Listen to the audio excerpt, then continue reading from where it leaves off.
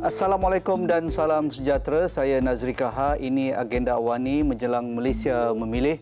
Antara figura yang berwarna-warni dalam politik negara kita adalah seorang yang pernah memegang jawatan sebagai Menteri Besar Negeri Perak selama lebih 2 tahun setengah, dan selepas itu beliau dijatuhkan dengan percaturan politik pasca langkah Sheraton, dan beliau kembali memegang jawatan eksekutif di peringkat persekutuan sebagai Menteri Belia dan Sukan, dan beberapa insiden berkaitan dengan portfolio beliau ketika memegang jawatan sebagai Menteri Besar dan juga Menteri Kabinet ada memberikan reaksi kepada perdebatan awam, sama ada cara beliau respon kepada isu berkaitan negeri Perak ataupun portfolio berkaitan dengan belia dan sukan. Dan pastinya yang saya maksudkan iaitu personaliti politik Datuk Seri Ahmad Faizal bin Datuk Haji Azumu, Menteri Belia dan Sukan dalam Kabinet transisi ataupun caretaker Kabinet pada ketika ini. Jadi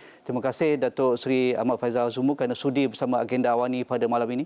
Sama-sama. Datuk Seri, sepanjang seminggu dua ini negara memberi tumpuan kepada isu pembubaran Parlimen, dan Datuk Seri sendiri ada memberi kenyataan kepada pihak media bahawa Datuk Seri tidak berpuas hati dengan cara pembubaran yang dilakukan oleh Yang Amat Berhormat Perdana Menteri kerana ia tidak dibincangkan secara fokus dan juga secara tepat bilakah pembubaran Parlimen yang akan dilakukan di peringkat barisan Kabinet ataupun Jemaah Menteri. Jadi apa sebenarnya yang berlaku di sebalik tabir berkaitan dengan agenda pembubaran Parlimen di peringkat Kabinet dan seterusnya apabila sudah pun disahkan oleh Yang Amat Berhormat Perdana Menteri pada Isnin lalu? Ya, pertamanya saya sebagai seorang anggota Jemaah Menteri, saya juga menerima berita pembubaran Dewan itu sama seperti orang lain melalui media massa, dan saya menyatakan kekecewaan saya apabila perkara ini tidak diputuskan di dalam Kabinet. Saya berpandangan sekurang-kurangnya Kabinet bolehlah dimaklumkan sebelum pembubaran dibuat. Namun kita telah pun ada satu keputusan. Semua rakyat seharusnya menjunjung titah Seri Paduka Baginda Tuan Agong untuk membubarkan Dewan, dan saya menggesa semua parti-parti politik untuk melalui proses demokrasi ini berkempen secara berhemah demi untuk menjaga kestabilan politik negara. Itu jauh lebih penting daripada kita terus berpolemik tentang tarikh pembubaran dan sebagainya. Ya. Dari aspek pimpinan Perikatan Nasional, Datuk Seri sebagai Timbalan Presiden, dan pastinya ini memberi sedikit kesan dan juga bagaimana Perikatan Nasional perlu membawa bendera Perikatan Nasional dalam pertarungan pilihan raya umum ke-15. Jadi adakah pilihan raya yang dikatakan snap polls ini ataupun pembubaran secara mendadak ini memberi sedikit kelebihan ataupun dalam congkakan yang perlu diuruskan beberapa perkara perihal pentadbiran parti koalisen Perikatan Nasional dan juga gabungan antara pihak pembangkang. Jadi di mana keutamaan Perikatan Nasional sekarang? Saya fikir dari segi persediaannya kita telah pun menjangkakan bahawa pilihan raya akan diadakan dalam masa yang terdekat.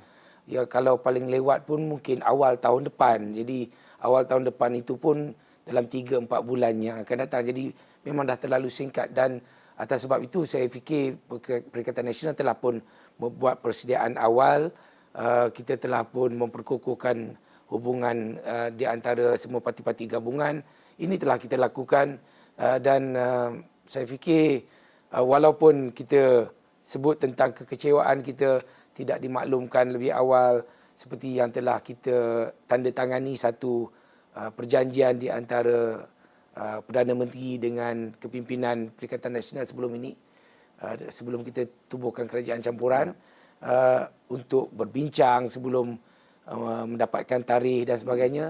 Tak apalah, kita lupakan yang itu, tetapi kita terus bersedia untuk menghadapi pilihan raya dan menawarkan apakah perkara yang nak kita sampaikan apabila kita tubuhkan kerajaan selepas pilihan raya umum yang akan datang. Datuk Seri, hari ini semalam PAS membuat kenyataan bahawa akan kekal komited dengan barisan Perikatan Nasional dan membuat kenyataan juga tidak akan membubarkan DUN di bawah pemerintahan PAS di Kelantan, Terengganu dan juga di Kedah, dan juga akan kekal menggunakan logo PAS di 3 negeri utama PAS mempunyai tapak yang kuat, iaitu di Kedah, Terengganu dan Kelantan. Adakah ini memang menjadi satu orang kata pun keputusan muktamad Perikatan Nasional memberikan sedikit autonomi pada PAS membuat keputusan ini?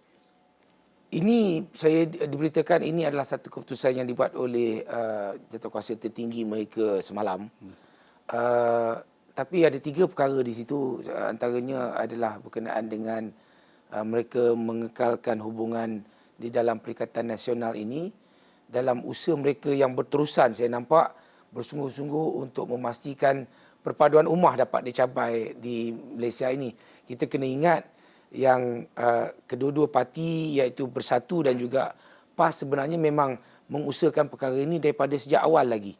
Sejak penubuhan Muafakat Nasional dan apabila kedua-dua Presiden PAS dan juga Presiden UMNO mengutuskan surat kepada Presiden Bersatu mengajak Bersatu untuk bersama dalam Muafakat Nasional, dan Bersatu telah pun menyatakan persetujuan. Namun perkara itu tidak dapat direalisasikan apabila UMNO backtrack dan tidak bersetuju untuk bekerjasama dengan Bersatu. Dua pimpinan agung UMNO membuat keputusan jelas menolak Bersatu untuk bekerjasama menghadapi pilihan raya yang akan datang, walaupun kita berada di dalam satu kerajaan yang sama. Jadi tapi usaha untuk mengekalkan perpaduan ummah itu kita teruskan. Kalau saudara Nazri ingat, saya dijatuhkan oleh rakan-rakan daripada kerajaan yang sama, tetapi daripada Parti Barisan Nasional yang berpakat dengan Parti DAP untuk menjatuhkan saya sebagai Menteri Besar. Namun saya tidak menjerit, saya tak, orang Perak kata moyan, tetapi istiqamah kerana saya faham bahawa kepentingan untuk menjaga perpaduan ummah di dalam kerajaan, kestabilan kerajaan di negeri Perak dan juga kerajaan pusat itu jauh lebih penting daripada saya sebagai seorang pemimpin ataupun sebagai satu individu. Ianya diteruskan di peringkat pusat apabila saya sendiri tak bercakap dengan Perdana Menteri waktu itu untuk mengeluarkan, untuk memecat seorang menteri lain dan memasukkan saya ke dalam kabinet. Kerana pentingnya kita nak jaga perpaduan ummah. Hingga kan apabila 15 orang ahli parlimen menarik sokongan kepada Perdana Menteri, Presiden Bersatu Pengerusi Perikatan Nasional Tan Sri Muhyiddin Yassin, apakah Tan Sri Muhyiddin Yassin melakukan satu perkara yang merosakkan perpaduan ummah? Tidak. Malah beliau memberi sokongan kepada naib Presiden UMNO, Datuk Seri Ismail Sabri Yaakob, untuk menjadi Perdana Menteri dan berusaha untuk menjaga kestabilan perpaduan ummah yang telah kita capai. Akhirnya yang berlaku ialah UMNO kekal menjauhkan diri, walaupun PAS bersungguh-sungguh nak cari jalan untuk bekerjasama dalam menghadapi pilihan raya yang akan datang. Saya harap perkara ini rakyat faham bahawa PAS Bersatu bersungguh-sungguh nak menjaga perpaduan ummah, namun kenyataan yang dibuat oleh Presiden UMNO, kita baca dia sebut mereka nak kekal dalam menjaga perpaduan ummah, namun bersedia untuk menjalani pilihan raya secara solo apabila PAS membuat keputusan berkenaan. PAS tidak menolak mereka. PAS mengajak kita untuk bersama, tetapi mereka nak hanya bekerjasama dengan PAS tetapi tidak dengan Bersatu, menyebabkan usaha perpaduan ummah itu gagal. Datuk Seri, berkaitan dengan pendirian Bersatu dalam kenyataan yang diberikan oleh Presiden Tan Sri Muhyiddin Yassin bahawa untuk pilihan raya umum ke-15 ini musuh utama ataupun seteru utama Perikatan Nasional adalah BN kleptokrat. Kerana inilah yang perlu ditumbangkan supaya BN tidak menjadi kerajaan semula. Begitu juga apabila berkaitan dengan apa yang dikatakan oleh Datuk Seri sebentar tadi, seolah-olah agak lunak untuk mengekalkan Muafakat Nasional, mengajak perpaduan ummah antara Bersatu, PAS dan juga UMNO, dan kenyataan yang ding-dong yang diberikan oleh PAS berkaitan sama ada tutup kekal bersama Perikatan Nasional, dalam masa yang sama sentiasa tidak give up ataupun tidak berganjak untuk membawa semua parti-parti Melayu di bawah konsep perpaduan ummah. Jadi mungkin Datuk Seri boleh jelaskan di mana pendirian Bersatu dalam hal ini? Macam mana Datuk Seri? Sebenarnya amat jelas, kerana kalau seperti yang saya sebutkan tadi, di dalam 2 pimpinan agung UMNO 2 tahun berturut-turut, dengan jelas UMNO menolak bersatu, menolak perpaduan ummah. Mufakat Nasional yang dah menjemput kami untuk bersama dengan mereka kemudian tidak direalisasikan atas kebuntuan ataupun pendirian Presiden UMNO untuk tidak menerima bersatu itu. Jadi ini dah digagaskan oleh parti UMNO itu. Maka apabila kami yang nak menghadapi pilihan raya, parti Bersatu yang kalau kita lihat kita akan bertarung di kerusi-kerusi majoriti Melayu. Apakah kita masih nak terus katakan kerjasama dengan UMNO sedangkan kursi-kursi yang akan ditandingi ini kalau tanpa ada perpaduan tentunya kita akan bertanding berdepan dengan UMNO. Dan di situ lah yang Tan Sri sebutkan sebagai musuh utama Bersatu dan Perikatan Nasional adalah UMNO kerana kami akan berdepan di kursi-kursi Malay Belt Areas. Yeah. Jadi itu maksud beliau supaya anak buah di bawah jelas. Kerana kita tak tahu nak tembak ke mana ni. Tetapi UMNO jelas terus tembak kepada Bersatu. UMNO jelas tembak kepada kalau PAS you tak nak you nak kerjasama dengan UMNO, awak kena tinggalkan Bersatu. Jelas. Jadi kami pun perlu tunjukkan jelas, okey kalau itu kehendak UMNO, maka kita terpaksa berdepan di dalam pilihan raya yang akan datang. Apa keyakinan Datuk Seri bagaimana kedudukan PAS dalam Perikatan Nasional dan apabila mereka membuat keputusan untuk kekal menggunakan logo mereka di negeri-negeri kekuatan PAS iaitu di Kedah, Kelantan dan juga Terengganu, dalam masa yang sama mereka ride on kekuatan ataupun kelebihan menggunakan logo Perikatan Nasional di negeri-negeri pantai barat supaya mereka mampu menunjukkan kekuatan di negeri pantai barat. Jadi siapa yang menunggang siapa dalam hal ini sebenarnya, Datuk Seri? Tidak ada masalah bukan saja dalam kepimpinan Bersatu tetapi kita telah bincangkan perkara ini secara mendalam di dalam mesyuarat-mesyuarat tertinggi Perikatan Nasional bersama dengan kepimpinan PAS. Ini adalah pandangan mereka untuk memastikan strategi untuk memenangi sebanyak kerusi bagi memudahkan mereka membantu Perikatan Nasional menubuhkan kerajaan baru selepas pilihan raya umum yang akan datang. Strateginya di negeri-negeri tertentu itu perlu menggunakan logo mereka sendiri. Sama juga seperti di negeri Sabah. Di negeri Sabah, GRS itu ditunjangi oleh Parti Bersatu. Kepimpinan Bersatu adalah tunjang kepada kepimpinan GRS di Sabah. Dan di sana juga kemungkinan besar bagi GRS untuk menggunakan logo GRS di dalam pilihan raya umum yang akan datang, tetapi kemenangan mereka nanti akan membawa ke arah pembentukan kerajaan Perikatan Nasional selepas pilihan raya umum yang akan datang. Apa keyakinan yang Datuk Seri boleh angkat dengan strategi, terutamanya kalau PAS mungkin muktamad, tetapi adakah PAS ride on kekuatan Bersatu di pantai barat kerana mereka yakin selama ini pun mereka agak suka menembusi kawasan-kawasan bercampur, kawasan Melayu di pantai barat. Jadi mereka lebih rela menggunakan kekuatan Bersatu ataupun logo Perikatan Nasional. Ini adalah gabungan yang baik apabila kita menggunakan kekuatan masing-masing demi untuk kepentingan bersama. Jadi tidak ada salahnya bagi mereka to ride on our strength. Dalam masa yang sama kami juga riding on their strength in negeri-negeri pantai timur sebagai contoh. Jadi saya rasa tak ada masalah dari segi itu, asalkan gabungan Perikatan Nasional itu benar-benar utuh. Untuk bergerak menjelang pilihan raya, nampaknya pembangkang cuba berkonsolidasi seutuh mungkin. Walaupun pelbagai pandangan pimpinan Pakatan Harapan, Perikatan Nasional, GTA dan juga Warisan itu kita masih nampak seolah-olah gagal sehingga kinilah. Tetapi dari aspirasi ataupun pendirian peribadi dan juga sebagai timbalan Presiden Bersatu, adakah Datuk Seri menganggap dengan kekuatan pembangkang sajalah ia dapat menumbangkan Barisan Nasional seperti mana dilakukan pada PRU ke-14 yang lalu, ataupun koalisi ini ataupun coalition pact ini boleh dilakukan selepas keputusan pilihan raya berlaku? Saya nampak masa dah terlalu suntuk untuk diadakan coalition yang lain. Malah saya fikir Perikatan Nasional telah istiqomah untuk menghadapi pilihan raya dengan gabungan sedia ada sekarang ini. dan kita tidak lagi terlalu memikirkan kerjasama lain. Saya fikir parti lain juga telah amat bersedia.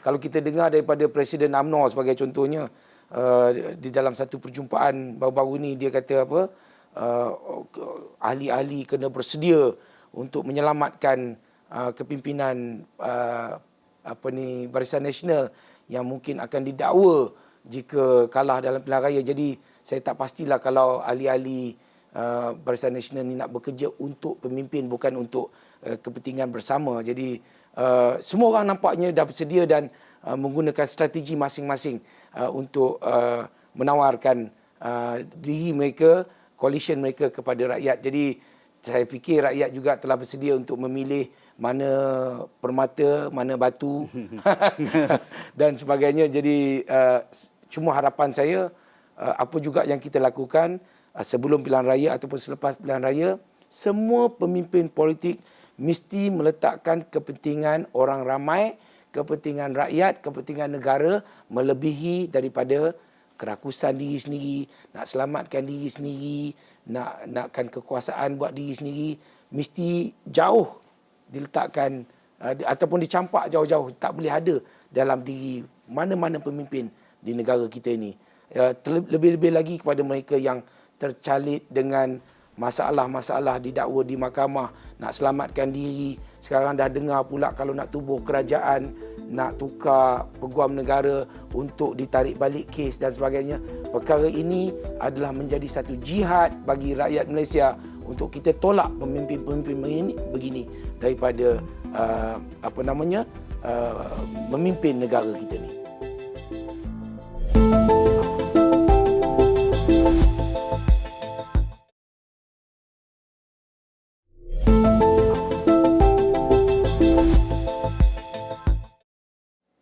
Dato' Suri, berkaitan dengan situasi politik di negeri bawah bayu iaitu Sabah, agak kritikal, tapi bukan kritikal, maksud saya agak tricky kerana gabungan rakyat Sabah ataupun GRS adalah padanan ataupun gabungan bersatu di situ, ada Barisan Nasional dan UMNO di situ dan parti-parti tempatan Sabah.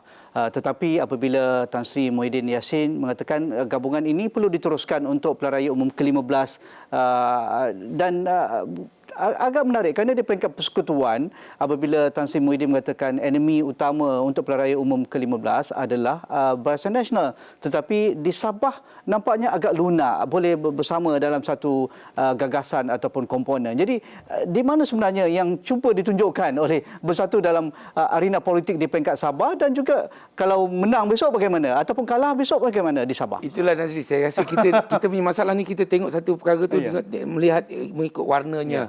Tetapi saya sebutkan berkali-kali tadi tentang bagaimana kita usahakan perpaduan rumah. Saya sendiri berada di dalam kabinet Yang Amat Berhormat Datuk Seri Ismail Sabri Yaakob, naib Presiden UMNO. Tak ada masalah untuk kami bekerjasama dengan UMNO, asalkan demi kepentingan rakyat, kepentingan negara. Begitu juga dari Sabah. Apabila kita melihat kepimpinan Datuk Seri Panglima Haji Hajiji begitu utuh sekarang ini, mendapat sokongan daripada kepimpinan UMNO, dan kita lihat hari ini syarikat-syarikat GLC daripada negeri Sabah yang telah membawa keuntungan yang begitu banyak kepada kantung negeri Sabah, ini menguntungkan rakyat. Jadi perkara ini perlu diteruskan. Maka jika Datuk Seri Hajiji memainkan peranan untuk menyatukan parti-parti politik besar di Sabah itu melalui GRS bersama dengan rakan-rakan daripada UMNO juga, maka itu mesti diteruskan. Jadi inilah yang kami sentiasa bawa, kerana akhirnya Presiden saya ni, Tan Sri Muhyiddin Yassin, bukan nak bawa parti itu untuk kepentingan diri dia, tetapi untuk kepentingan rakyat. Itu yang kita usahakan, itu yang cuba kita sampaikan. Kita tak kata kalau kita cakap bermusuh dengan UMNO tu bermaksud bukannya bermusuh, tak nak bertegur, bukannya bermusuh kafir mengkafir, tidak. Tetapi dari segi politiknya kita terpaksa berdepan. Tetapi demi kepentingan ramai kita boleh berbincang. Asalkan apa juga yang kita lakukan tidak mendahului diri kita daripada segala-galanya, tetapi mendahulukan rakyat. melebihi daripada kehendak peribadi. Itu cukup penting. Tapi jangan silap cakap pula bila saya sebut macam tu kan, tajuk pula keluar nanti besok kata Peja bersetuju nak bekerjasama dengan UMNO. Kerjasama untuk kepentingan rakyat anytime. Bersembayang jangan berdua imam. Kita jangan terlalu jumut dalam kita berpolitik. Datuk Seri, untuk pilihan raya umum ke-15, adakah Datuk Seri akan mempertahankan kerusi Parlimen Tambun? InsyaAllah doakan. InsyaAllah saya doakan agar kesihatan diberi oleh Allah SWT. Saya sihat, saya berhasrat untuk terus mempertahankan kursi di Parlimen Tambun dan saya percaya saya masih mampu memberi perkhidmatan yang terbaik buat rakan-rakan keluarga besar kami di Tambun. Bagaimana dengan kursi Dewan Undangan Negeri Cenderia, Datuk Seri? Mungkin di Dewan Cenderia saya eloklah saya berikan peluang kepada orang lain. Saya pernah ada pengalaman jadi seorang adun, saya ada pengalaman menjadi menteri besar. Itu pengalaman yang amat berharga, tapi saya fikir tiba masanya kita beri peluang kepada orang lain untuk mendapat pengalaman baru dan juga memberi perkhidmatan di tahap yang lebih tinggi. Kita insya-Allah, saya harap selepas pilihan raya yang akan datang, kita dapat seorang menteri besar yang baru daripada Perikatan Nasional. Datuk Seri, seorang figura yang berwarna-warni walaupun mantan Yang Amat Berhormat Menteri Besar Negeri Perak dan selepas itu diangkat sebagai menteri di peringkat persekutuan sebagai Menteri Kabinet untuk portfolio Belia dan Sukan, sejurus dilantik sebagai Menteri Belia dan Sukan apabila bajet 2022 dibentangkan dan isu berkaitan dengan program podium untuk sukan berprestasi tinggi dipotong dan Datuk Seri dibelasahlah ataupun dikecam kerana oleh pihak atlet di kalangan penganalisis sukan, di kalangan mantan Menteri Belia dan Sukan sebelum ini dan juga ahli parlimen mengatakan itu satu yang tidak bertanggungjawab. Dan mengapa Datuk Seri menerima hakikat bahawa isu hal program podium ini diterima ataupun terpaksa dilakukan? Nombor satu, bukannya dikurangkan, ditiadakan. Tajuk tu dah tak ada dah pun.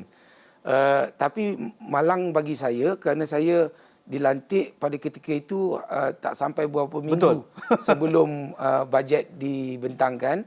Jadi saya tak tahu apa yang berlaku perbincangan di antara Kementerian Kewangan dengan KBS, mantan Menteri KBS. Namun apabila saya dengar bajet tiba-tiba program podium ditiadakan, tetapi immediately pada ketika itu saya telah memanggil pegawai-pegawai tinggi Kementerian Belia dan Sukan berbincang untuk memastikan program podium diteruskan dan saya potonglah bajet bagi pihak lain. Kita kumpulkan sejumlah wang untuk kita meneruskan program podium, namun saya terpaksa memotong jumlah atlet di dalam program podium. Kemudian kita juga terpaksa memotong allowance yang diberikan kepada atlet-atlet yang bernaung di bawah MSN di dalam program podium.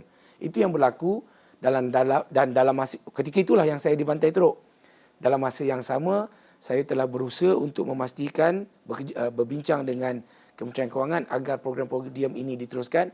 Alhamdulillah, saya ingat the first quarter of this year, sebelum bulan ketiga, saya telah membawa satu memorandum jemaah menteri dan telah dipersetujui oleh jemaah kabinet, jemaah menteri agar diluluskan sejumlah 240 juta ringgit untuk program podium selama 4 tahun berturut-turut. Jadi ini kembali meletakkan Malaysia di dalam landasan untuk mendapatkan sasaran emas pertama Olimpik di Paris itu balik kepada asal. Jadi alhamdulillah. So itu kejayaan pertama saya lah agaknya sebagai Menteri Belia dan Sukan, selain daripada nasib baik saya apabila jadi je Menteri Belia dan Sukan, Boni menang emas pertama di Olimpik.